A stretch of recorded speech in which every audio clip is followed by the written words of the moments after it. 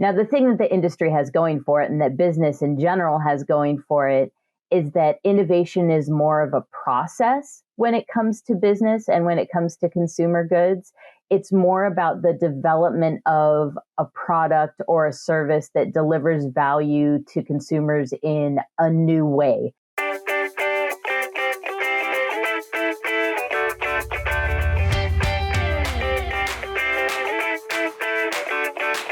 Welcome to the Pet Food Science Podcast, powered by Wisenetics, your trusted source for the cutting-edge science and insights driving the global pet food industry forward. I'm your host, Dr. Kate Cutler, a professor of companion animal nutrition at the University of Guelph. I have a background in comparative animal nutrition and 2 decades of experience working alongside industry partners.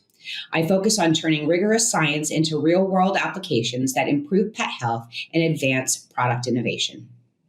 Whether you're a nutritionist, a product developer, a marketer, a veterinarian, or a decision maker in the pet food space, this podcast is your go-to for staying competitive and informed. From emerging research and regulatory shifts to ingredient innovations and sustainability trends, we cover what matters. Let's dive into today's episode and explore how science is shaping the future of pet food. On today's podcast, we have Lindsay Beaton, editor of the Pet Food Industry magazine, and today we're going to get her thoughts on the major trends in pet food industry. Welcome, Lindsay. Hi, Kate. Thanks for having me on. I really appreciate it. Well, just as a little bit of an introduction for Lindsay, Lindsay is the editor of Pet Food Industry magazine, a monthly print and digital publication focusing on the interests of global pet food and pet treat manufacturing professionals. It is published by Watt Global Media. She is also the host of a semi-monthly industry-focused podcast, Trending Pet Food, where she discusses with industry experts the latest trends in pet food, including various market segments, pet nutrition, consumer impact, and other hot topics. Lindsay has been a guest pet food expert on the History Channel show, The Food That Built America, has been a judge for several pet food industry-related pitch competitions, and speaks at multiple industry conferences annually on industry trends. She has been in the business-to-business publishing industry since 2006, and her focus has been on the pet food industry since 2013. With prior work, she's also looked at animal agriculture and production industries, which absolutely complements her work in the pet food industry space as well. So let's get into this today, Lindsay, because I think everybody really wants to hear about what you've been learning about where the pet food industry is going and what the current trends are. So maybe let's just start with talking about what is innovation, because I think the word is thrown around a lot. So let's start with that definition. What is innovation in the pet food industry? And then we're going to get into where we've come from and where we're going. That is a perfect place to start. And it's really weird to be on this side of the mic because usually I'm the one asking the questions, not answering them. So thanks both for mentioning my podcast and also for having me on to your podcast to see if I can be on the other side of things without flubbing it too much. So innovation in the pet space is a really interesting topic because, like you said, the word does get thrown around a lot. And the market at this point is so mature and so crowded that it can be really difficult to find what I think people generally consider to be true innovation.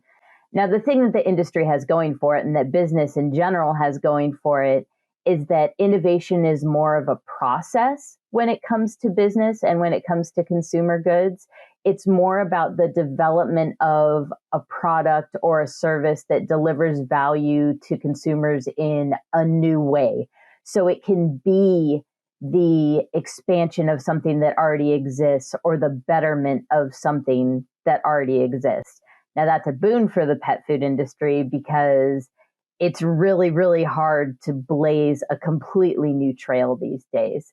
But no matter what it looks like, it's really important because it lets a company in this space continue to compete globally, stay at the head of the pack technologically, and at this point make processes more efficient. And so there are multiple places in the pet space where innovation comes into play in very different ways.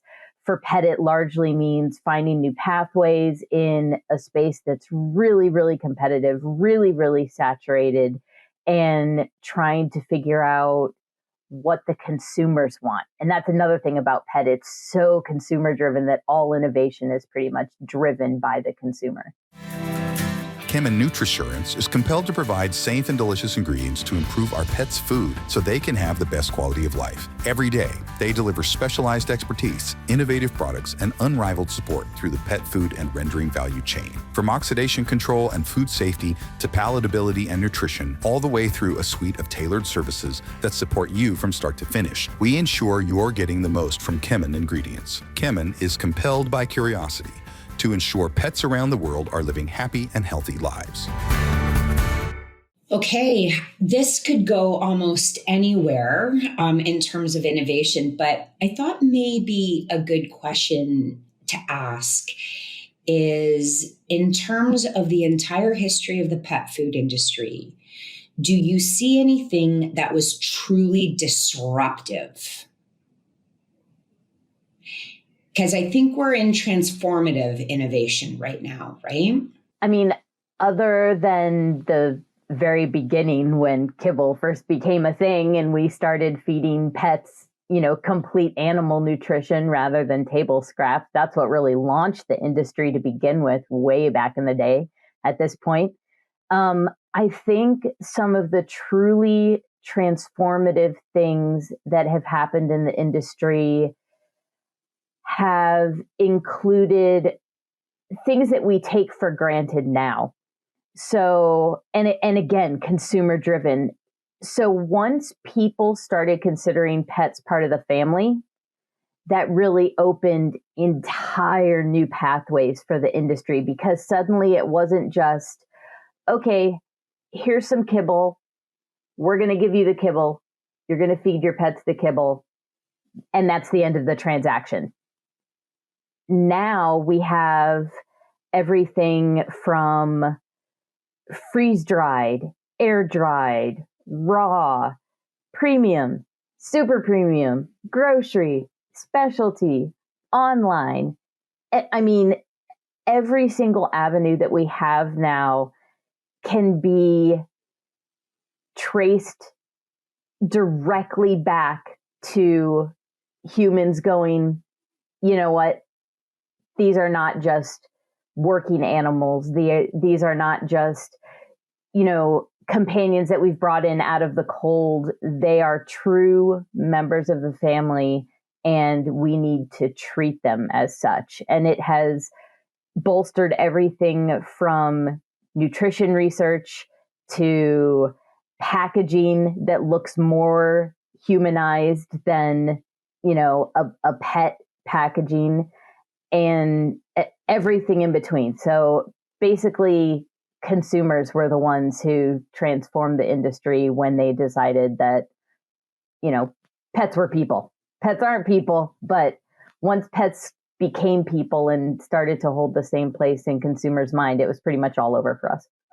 Yeah, I agree. I think that maybe too, the pet food industry, what surrounds the pet food industry in terms of management of the animals, I'm starting to see a lot of emerging, interesting, and I'm scared maybe slightly dangerous technologies as well. I say dangerous because not dangerous to the animals or to the humans, but maybe a bit misleading to the animals and the humans in terms of us figuring out and being reliant on someone else telling us what the bond with our animal is like versus us interpreting that bond with the animal. But I really like a lot of the, of course, I'm a scientist, so I would like it, but I love a lot of the the real-time monitoring that we are rapidly becoming available to us for our cats and and dogs, whether that's feeders and cameras or waters. These are really interesting innovations that improve our animals' welfare differently. But pet food has been seeing a lot of transformation in the last few years. So do you want to maybe talk about maybe in the last decade what you think some of the most impactful innovations have been to the pet food industry? I think there are probably three things going on right now that are sort of the umbrella trends that are driving innovation in the space at the moment. One of them is sustainability, which at this point has been a word for several years with multiple definitions. And depending on what part of the industry you ask and what consumer you ask, you're going to get a different definition of what sustainability is to them. Now, that is both an opportunity and a challenge for the pet food industry, because not only are you trying to be sustainable from a business definition, a business perspective for wherever you are in the industry. And it's not just about the end consumer. Obviously, we're talking about the final product, pet food, but from within the industry, you also have to look at everything from ingredient sourcing to supply chain to production efficiencies. Pretty much everybody has a stake in the game. The problem with something as large as sustainability is that consumers are asking for things and saying that they want things that, one, might not be possible yet. Like, especially when you look at something like pet food packaging, which can only go as far as the current technology and the system set up to receive that technology can go. Like, you can say that your packaging is recyclable all day, but if the infrastructure isn't there, it's a lost cause. And that's nothing to do with the packaging people. Like, the research is incredible and they're doing their very best. But if they get to a pet owner who's in a more rural area who doesn't have the ability to recycle the various layers properly, or doesn't have a recycling program at all where they live in their community, then suddenly sustainability gets a lot more complicated there. Supply chain is another space where sustainability has a lot of different opportunities, but there are specialty ingredients that can only be found in certain parts of the world, or that are largely sourced from certain parts of the world. And you could talk about shortening your supply chain and reducing your carbon footprint all day, but if consumers continue to want these ingredients, you have to go where they are if you want to stay in business. So sustainability is one of the big ones. Functional is one that is all over the place right now. I feel like that is the number one trend as of when we're recording this in October 2025. That is a huge thing right now. And that is another term that is way more than what it seems, and the definition changes depending on who you talk to. Like, you as a scientist are going to have a very different definition of what it means to have a functional pet food formulation than the average consumer who is like, my aging dog has joint problems, let me take this, joint health supplement. And to them, that's functional. That's all it is.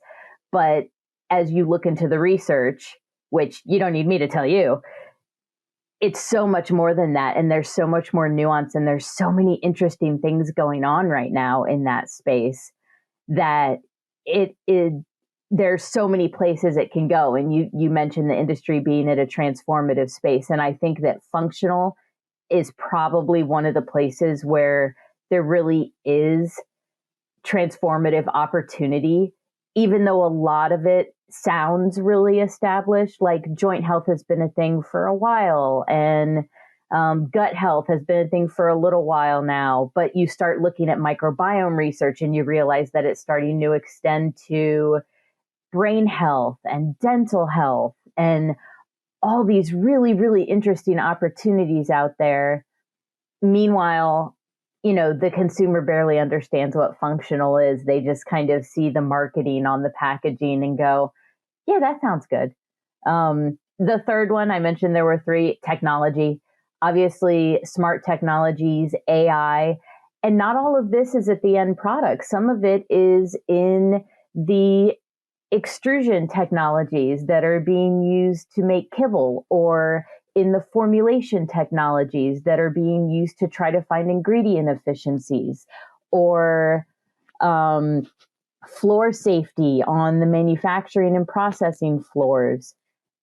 Gathering consumer information, trying to figure out where you want, where your customers are in their journey, and trying to gather more effective consumer data, more effective demographics, more effective pet data, and becoming more nuanced. And I think that's something that technology is allowing to happen. And it's moving so quickly right now. And honestly, it has been for the last 20 plus years, that there's a lot of opportunity there, as long as we're thoughtful about how we do it as an industry, and maybe help consumers ensure that they're being thoughtful as well. And you could do an entirely different podcast just on that. But so yeah, I know I threw a lot out there, but those are the top three umbrellas that I'm seeing shaping innovation in the industry right now. Yeah, of course, I'm going to have to comment on the second trend, the functionality. I think here, and I most certainly always discuss that animals require nutrients, and we use ingredients to supply those nutrients. But functionality, especially as we start pursuing new ingredients, and ingredients bring a lot of other things other than nutrients, all these interesting chemical compounds that have different influences on animals' physiology and metabolism. And I think this is where we're really starting to see that the supporting methodologies, we've got way better analytical methodologies than we've ever had. We have a stronger statistical and mathematical modeling than we've ever had, and we can do it so much faster than we've ever done it before. We are learning a lot more about our ingredients, and that's most definitely also driven heavily by the human food market, where they are taking a very similar approach. And, I guess 10, 15 years ago, really it started with talking about superfoods, right? And now it's kind of changed, and it's a bit more functional in how we talk about it. And I think for the consumer and the pet owner, I always say it's a benefit that feeding that ingredient will benefit your animal in this way. And they seem to maybe understand that a little bit more. Now, one thing that I think that you're particularly positioned to answer is, what about innovation in communication and it's coming so fast. How is communication evolving, whether that's to the pet food industry or the pet owner or the veterinary professional? And how are we going to keep it transparent and honest? It is very timely that you asked me this question, because in the November issue of Petfood Industry magazine, there is an article that I wrote on consumer education when it comes to the functional space in particular, and the interest and partnership of science and marketing, and how companies, pet food companies in particular, have to be able to reach the consumer, which we say consumer, but what we really mean is customer, right? Because this is such a fascinating industry where the customer and the consumer are hopefully not the same. So you're talking to the humans, but you're serving a four-legged consumer for the most part. So we use it interchangeably. When I say consumer, I'm talking about humans, but really they're the customers. So you have to be where the customers are at, where your audience is. You have to speak in a way they understand. And you have to speak in a way that is going to promote trust. Because one of the problems that this industry has faced time and time again, especially as pet food has become less transactional and more relationship based between the industry and the pet owner, is getting the pet owner to trust the information that is coming from the industry. Because, of course, research comes out and it says, oh, this ingredient or, this particular food or this is good for your pet or this is bad for your pet. And the consumer goes, well, of course you're going to say that. You're in the pet food industry. It's your product. And this is something that I never thought about before I started covering this industry and started doing business to business journalism. Who else is going to do the research? Nobody else has a stake in it. Car manufacturers are not going to do pet food research. Only pet food people are going to do pet food research. So of course, that's where the information is going to come from. And in an era where pet food is being asked to do so much more, you mentioned veterinarians, and traditionally, and still, they're the front line for pet health and wellness. But between economic factors, veterinary care becoming more expensive and people at the same time wanting to take better care of their pets, they're looking to nutrition as kind of a co-front line when it comes to health and wellness. So they're expecting more out of pet food than they used to, which means the industry is trying to provide more than it ever has before. And also walk that very fine line between here is what is scientifically nutritious for your pet, who is, after all, not a human and therefore has different needs than people do. And here's marketing that humans will understand, and it by necessity needs to come in human-centered language from the human space. So like supplements are becoming a huge thing right now, and there's a lot going on, and it's a little bit of the Wild West, but a lot of the language is coming directly from the human space. Because take multivitamins, for example. We as people have been taking multivitamins forever. Why are we taking them? Just like general health and wellness. We want to live longer. Seems like a good idea. Here we go. Well, now multivitamins for pets are becoming a thing for the exact same reason. People are looking at their pets who are living longer than ever thanks to, medical innovation and better veterinary care and increased access and better nutrition. All of these things that have animals living in, cats living into their 20s on a more regular basis, and larger dogs living into their teens, and smaller dogs living into their 20s. Like, you're having these animals who never would have lived this long 20, 30 years ago, now spending longer time in old age, which means they are having more old age problems, which means humans are looking for solutions just like they do for themselves. And the industry has to try to communicate all of that, and not only communicate it, but trust.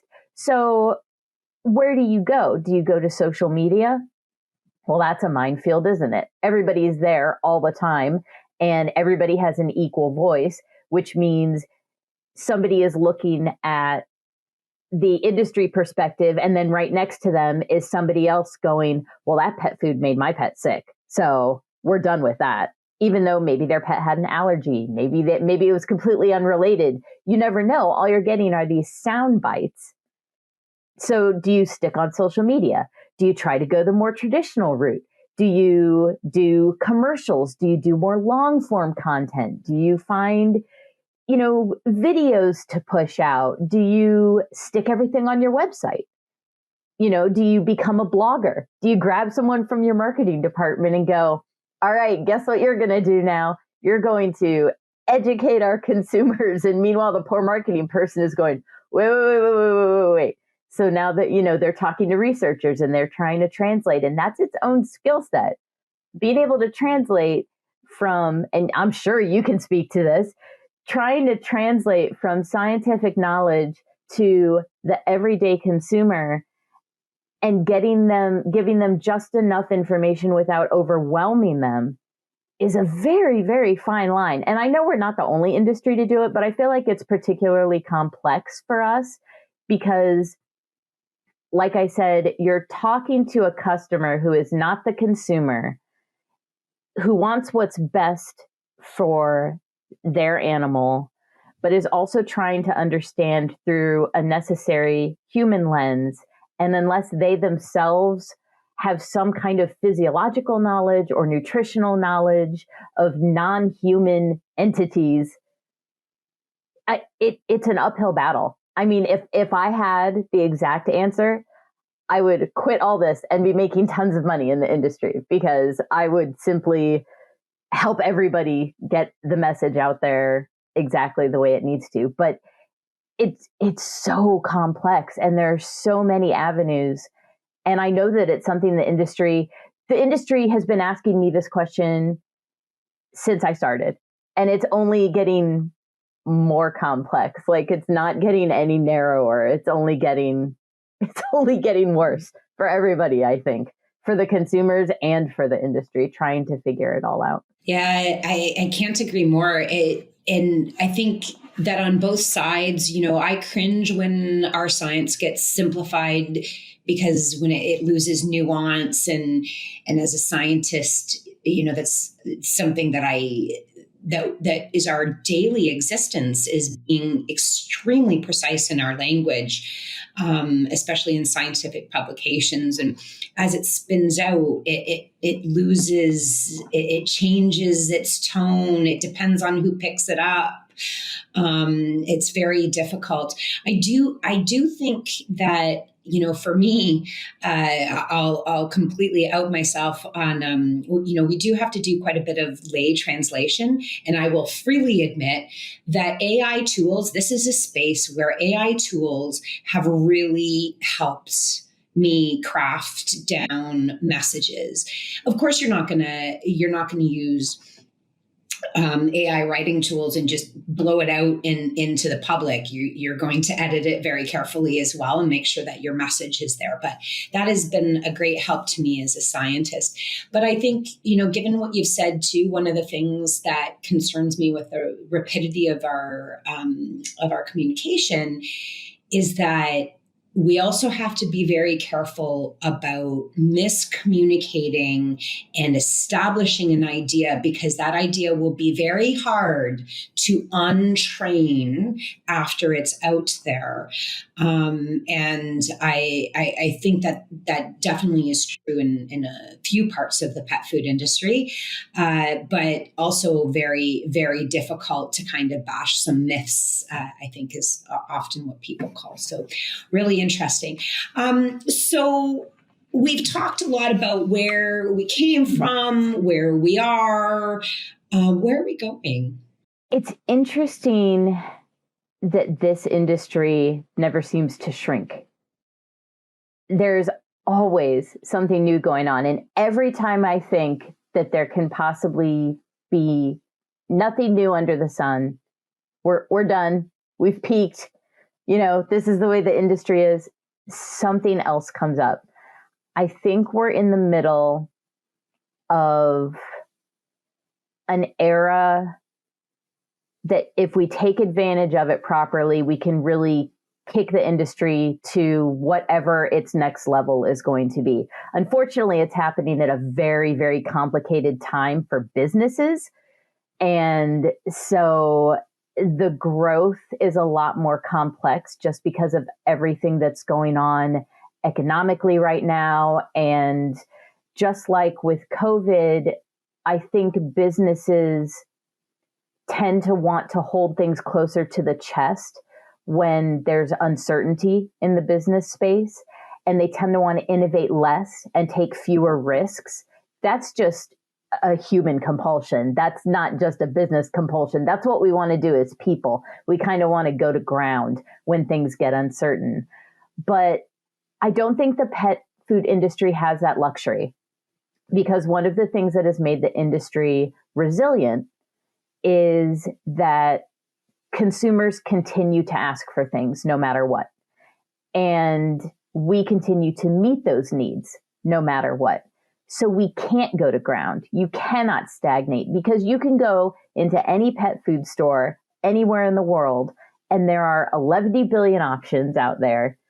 And if you don't continue to get your name out there and continue to change the face of the space, you're going to be lost to time. And frankly, I'm sure it's exhausting. I'm sure it's completely exhausting. Sometimes it's exhausting to try to stay on top of the trends, and I don't even have to actively participate in them. I just have to let the industry know what's going on. But I think there are three things going on right now that the industry could really, really take advantage of. One of them we've already mentioned, pet longevity.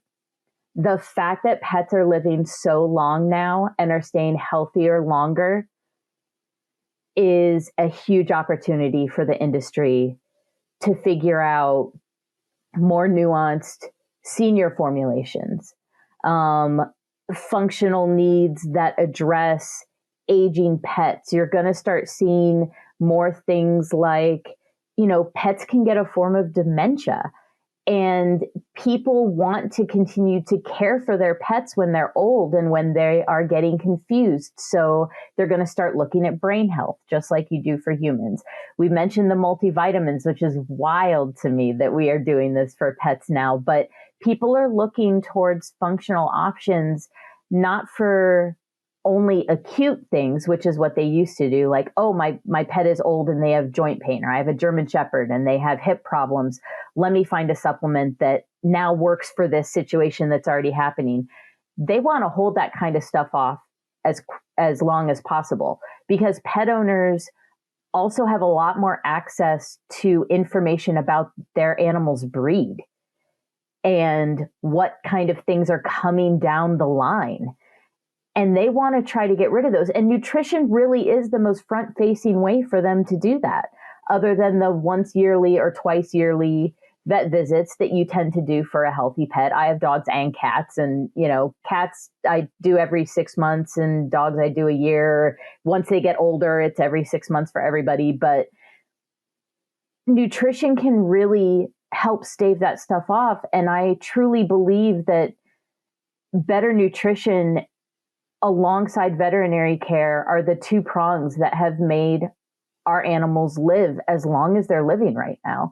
They're living to ages that would have been unheard of a few decades ago. And so pet longevity is one of those things where there's still a lot of opportunity, because lots of people have a senior formula. I think there's a lot of nuance in there, and it's really hard to find white space in the industry. And I think there's something there. And alongside that comes possibilities in the functional realm. What might those senior formulas look like?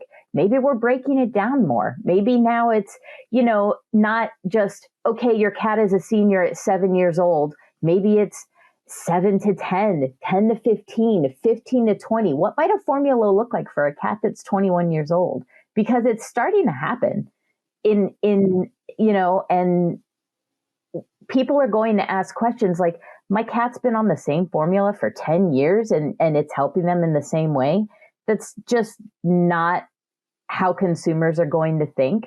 And I don't think it's true of human bodies, pet bodies. Our nutritional needs change from beginning of life to end of life. And seasonally, and all these things we don't know yet. Yeah. Yeah, there's a lot of research opportunity there. And then I think there's a lot of consumer connection opportunity there, which I think is the other thing. And I know that it's a huge challenge in the industry and everybody's trying really hard.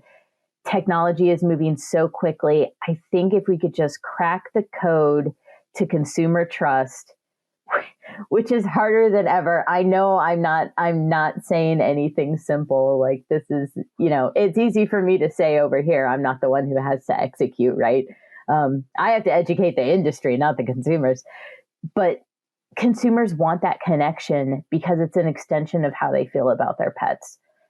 And if we can find the most meaningful ways to speak to consumers, I think that could take us to a whole different place that the industry is heading towards, but hasn't exactly cracked the code on yet.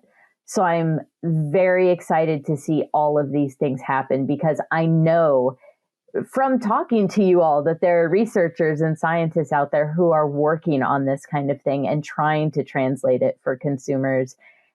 And there's still a lot that can happen. And it blows my mind every single day that there's still so much opportunity in an industry that's been around this long and already has so many options for pet owners and just consumers in general. Yes, I agree. Thanks for the shout out to the scientists. Always. We often feel like we're on an island of our own. So thank you for that. And you're right. We have a huge, there's a lot of push on longevity research, senior research, really starting to understand these. And dogs and cats are different. And, male and females are different as well. And then we have breeds that overlay these. There's so much opportunity to learn, and we need to learn so we can do better.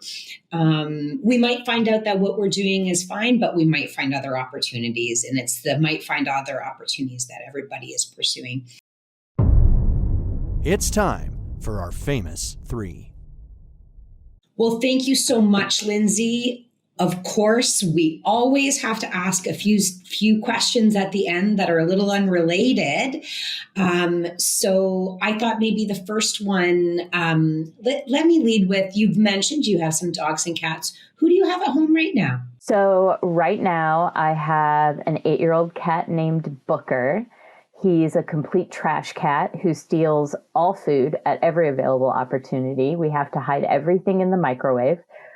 Because otherwise he will eat any and all packaged foods that he is not supposed to be eating. I know, no human food for the animals. I do my best, but sometimes we come into the kitchen and he's just laying on a loaf of bread.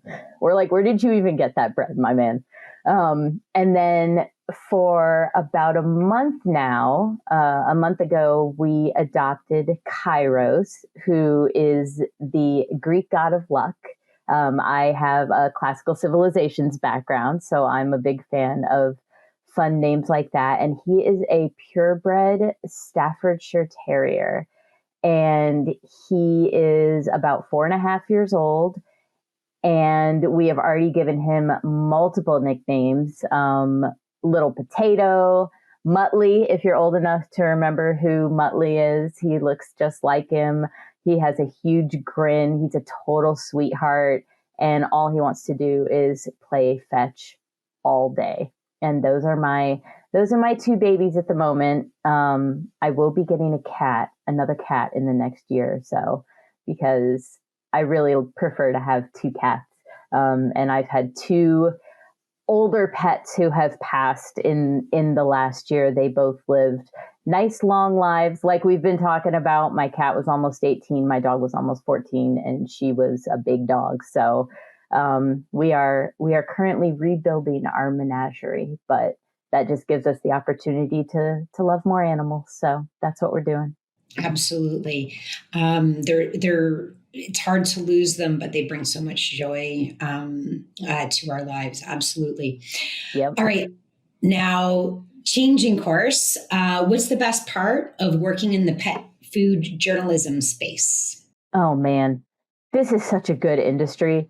And this is not the only industry I've covered. I've covered agriculture.